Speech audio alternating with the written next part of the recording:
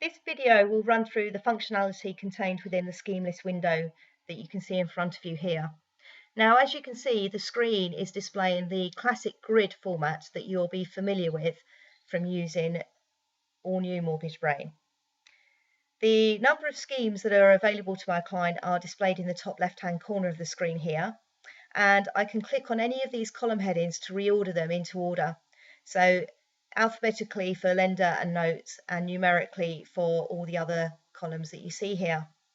Now there's another view that you can look at as well, and that's the grid view that we saw within the client tile section. If I click on the view button down here, I can see the large tiles of information. I can reduce the size of the tiles down by looking at the medium or the small tiles. Let's go back to the large tiles here.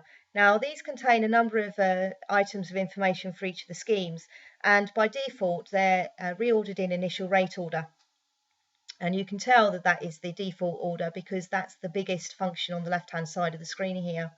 If I wanted to reorder these into total cost or APR or anything else, I can use my sort by function down in the left hand corner of the screen here, and I can choose the order that I want the schemes to be displayed in.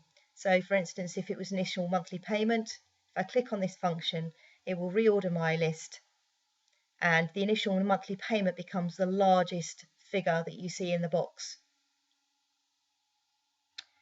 There's also a number of functions over on the right hand side of the screen here, and we'll run through them at top level, and then I'll show you in more detail in other videos on the functionality that's contained within them. The start again allows you to start again with the same client. So if my client suddenly remembered they had some adverse criteria they wanted to include, I could start again going back to my level 1 filters to include that.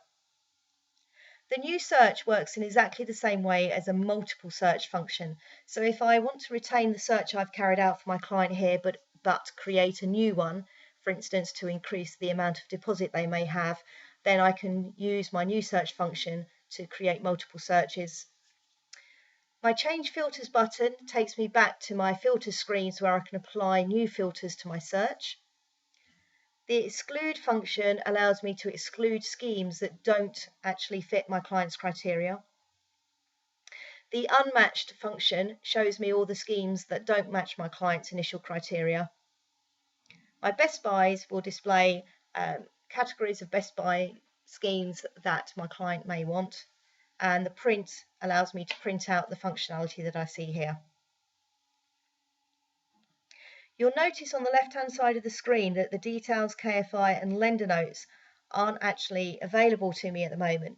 These only become visible once I've selected a scheme that I wish to look at in more detail. So if I highlight number 2, you'll see that my details, KFI and lender notes now become active. These will all be covered in the next video.